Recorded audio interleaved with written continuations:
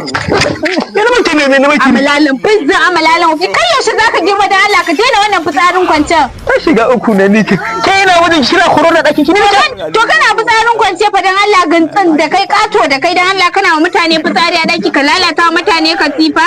Aljanna kira takalmi ne wallahi in ban taka ba Allah ya kone ni.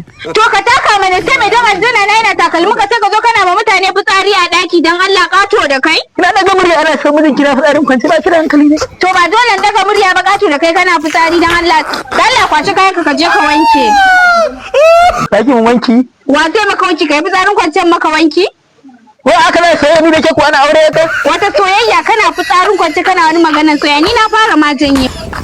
Sai ma ka ce kaka aure kwaila wannan kwaila bala'i kullum masifar duniyar Qur'ani an ce babu ta ce wannan kwaila ce kan aure amma mata aure kawai a ta mun shirya shi da ke sai ya kiyaye kika kore ni umma zai ba abinci a wajen ni oke ashe ka gane gaskiya ke Allah na gane gaskiya na cikin ce gaskiya umma zai ba abinci ba da Allah amma ya ki wanke mu